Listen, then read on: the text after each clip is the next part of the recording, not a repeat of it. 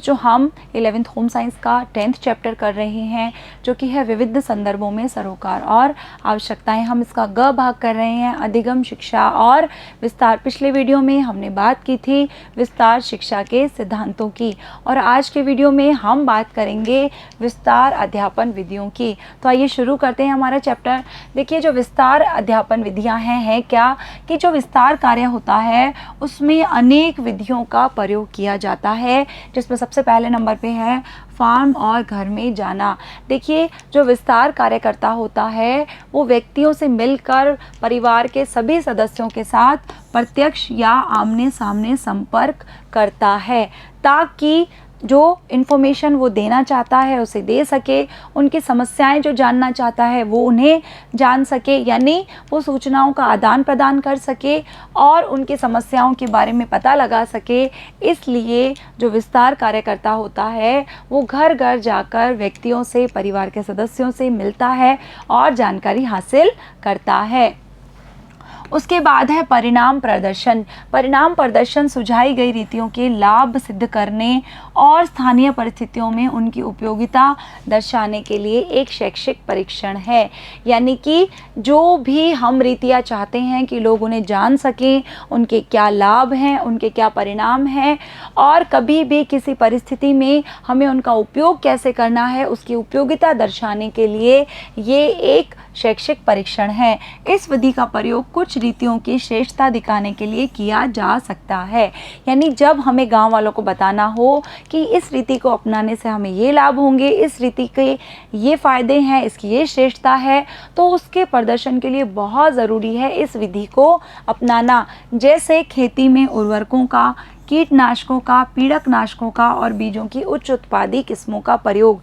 यानी कृषि से संबंधित ऐसे उर्वरक, ऐसे कीटनाशक या पीड़कनाशक या कुछ उत्तम बीज हैं या कुछ उच्च उत्पाद हैं, कुछ अलग अलग उच्च उत्पादी किस्में हैं, उनका अगर प्रयोग हमें गांव वालों को सिखाना है, किसानों को सिखाना है, तो उसके लिए हम इस विधि का प्रयोग करते हैं। थर्ड नंबर पे है विधि प्रदर्शन। इसका प्रयोग काम करने की तकनीक या नई रीतियां अपनाने की तकनीक दिखाने के लिए किया जाता है। यानी हम अगर चाहते हैं कि गांव वाले अपने काम करने के तरीकों में परिवर्तन लें या नई विधियों को और नई तकनीकों को अपनाएं, तो उसका प्रदर्शन करना बहुत ज़रूरी होता है। इसलिए इस विधि को काम में लिया जाता है। हम इसका एक एग्जाम्पल ले लेते हैं, जैसे नर्सरी की क्यारी तैयार करना या बीजों का कीटनाशकों या कवकनाशकों से उपचार करना, रेखा बुआई, मृदा का नमूना लेना, फलों के पेड़ों में कलम लगाना आदि। यानी मिट्टी का अगर नमूना लेना है, फलों के पेड़ों में कलम लगानी है या बीजों का उपचार करना है कीटनाशकों से, कवकनाशकों से, रेखा बुआई करनी है, या कृषि से संबंधित कोई भी नई तकनीक है, कोई भी नया कार्यक्रम है, तो उसके लिए विधि प्रदर्शन बहुत ज़रूरी है। उसके बाद है समूह चर्चाएं, यानी कि ग्रुप डिस्कशंस। देखिए, विस्तार कार्यकर्ता सभी किसानों के साथ अलग अलग संपर्क नहीं कर सकता है, क्योंकि गांव में किसानों की संख्या बहुत अधिक होती है। इसलिए ये बहुत ज़रूरी है क्या, समूह चर्चा, यानी समूह में बैठकर संपूर्ण किसानों तक हर बात की जानकारी पहुंचाई जा सके।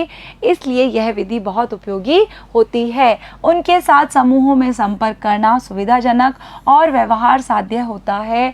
इसलिए इस विधि को कहते हैं समूह चर्चा, कि संपूर्ण ग्रामवासियों को एक साथ ही सभी किसानों को उन्नत तकनीकों के बारे में, बीजों के बारे में, पीड़कनाशकों के बारे में, कीटनाशकों के बारे में जानकारी दे दी जाए, उन्हें विधि को समझा दिया जाए, तो ये विधि इसके लिए बहुत उपयोगी होती है। प्रदर्शनियाँ, देखिए प्रदर्शनी में एक तर्क संगत अनुक्रम में जानकारी दी जाती है।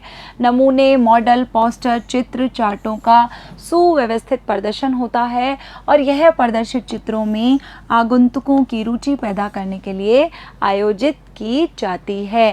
कहने का आशय ये है कि जो भी लोग एग्जीबिशन को, प्रदर्शनी को देखने आ रहे हैं, तो उनके लिए अलग अलग चीज़ों का प्रयोग किया जाता है, अलग अलग नमूने प्रस्तुत किए जाते हैं, मॉडल, पोस्टर, चार्ट, अलग अलग सामग्रियों का प्रयोग किया जाता है, ताकि उनकी रुचि पैदा हो, वो उसके बारे में समझ सकें, तकनीकों के बारे में, किसी भी कार्यक्रम के बारे में, किसी योजना के बारे में और शिक्षा के बारे में।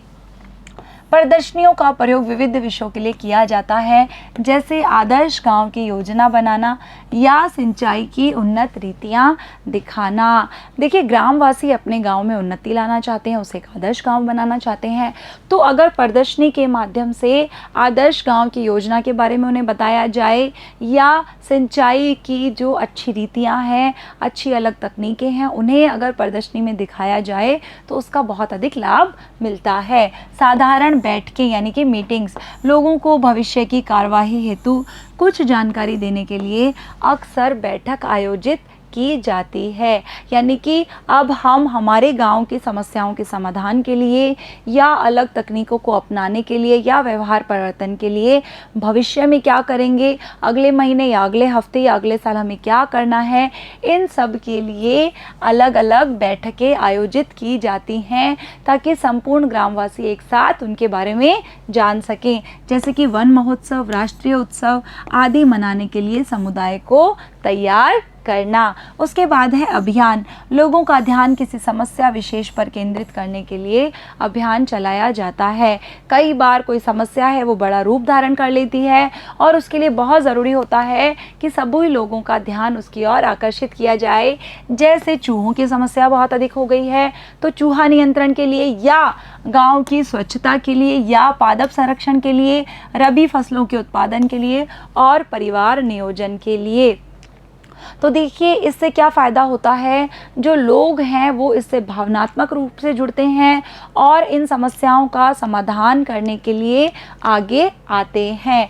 इससे समुदाय में आत्मविश्वास बढ़ता है और भावनात्मक रूप से कार्यक्रम के साथ लोग जुड़ते हैं। उसके बाद है दौरा और इलाकों की यात्रा। देखिए, किसानों को विश्वास दिलाना बहुत ज़रूरी होता है, नई किस्मों का, नई रीतियों का, नए कौशलों का और नए नए खेती के उपकरणों का। तो इसके लिए क्या किया जाता है, उन्हें एक अवसर उपलब्ध करवाया जाता है कि वो बाहर जाकर देख सके कि उनका क्या परिणाम है। इसलिए उनके लिए दौरों और यात्राओं का आयोजन किया जाता है, किसानों को विश्वास दिलाने के लिए नई रीतियों, प्रदर्शन कौशल, नए उपकरण आदि के परिणाम देखने के लिए। इससे उन्हें अपने क्षेत्र में इनकी उपयुक्तता और अनुप्रयोग के बारे में राय बनाने में मदद मिलती है। इससे वो जान सकते हैं कि हम भी हमारे क्षेत्र में इसका प्रयोग कैसे करें और इसकी क्या उपयुक्तता है अगर हम इन्हें अपनाते हैं। तो उसके बाद है दृश्य श्रव्य साधनों का प्रयोग यानी ऑडियो विजुअल एड्स का उपयोग। उसमें सबसे पहले नंबर पे है मुद्रित सामग्री यानी कि प्रिंटेड मटेरियल। देखिए, बड़ी संख्या में साक्षर लोगों को जानकारी देने के लिए जो समाचार पत्र हैं, पत्रिकाएं हैं, बुलेटिन हैं, लीफलेट है, फोल्डर हैं, पैम्फलेट है और दीवारी समाचार जो शीट है, उनका प्रयोग इसमें शामिल है। यानी कि जो लोग साक्षर हैं, जिन्हें पढ़ना लिखना आता है ना, तो उन साक्षर लोगों को जानकारी देने के लिए न्यूज़पेपर्स का, मैगजीन्स का, पैम्फलेट का, बुलेटिन का, इतना ही नहीं दीवारी समाचार शीट का भी प्रयोग किया जाता है ताकि उनमें जागरूकता आ सके। उसके बाद है रेडियो। देखिए, रेडियो जो है वो सबसे अच्छा माध्यम है ग्रामीण क्षेत्र में संचार का। हालांकि अब इसका उपयोग काफ़ी कम हो गया है, लेकिन फिर भी बहुत कम खर्च में अगर सारे लोगों तक किसी समस्या के समाधान को पहुंचाना है, किसी योजना को पहुंचाना है, तो ये बहुत ही उपयोगी सिद्ध होता है। उसके बाद है टेलीविज़न यानी कि टीवी, जो कि संचार का सबसे शक्तिशाली माध्यम है आज के टाइम में। यह श्रव्य और दृश्य दोनों प्रभावों को मिलाता है। श्रव्य यानी कि सुनाई देना, दृश्य यानी कि दिखाई देना। तो हम किसी सूचना के समाधान को सुन भी सकते हैं और उसका जो उदाहरण है वो उसे हम चित्रों के माध्यम से देख भी सकते हैं। और हर प्रकार की जानकारी के प्रसार के लिए ये बहुत उपयुक्त है। यानी किसी भी योजना के बारे में, किसी भी सूचना के बारे में अगर हमें प्रचार प्रसार करना है तो सबसे उपयुक्त माध्यम है टेलीविज़न यानी कि टीवी। उसके बाद है चलचित्र यानी कि सिनेमा। लोगों में इंटरेस्ट के लिए, उनमें रुचि पैदा करने के लिए, अवेयरनेस के लिए जो सिनेमा है, चलचित्र है, वो एक प्रभावी साधन है, क्योंकि उसमें हम देखते भी हैं, सुनते ही हैं, साथ ही साथ एक नया एक्सपीरियंस भी हमें होता है। तो ये थी कुछ विधियाँ विस्तार शिक्षा अध्यापन की। अगले वीडियो में हम बात करेंगे कुछ योजनाओं की। तो मिलते हैं अगले वीडियो में, तब तक के लिए थैंक यू।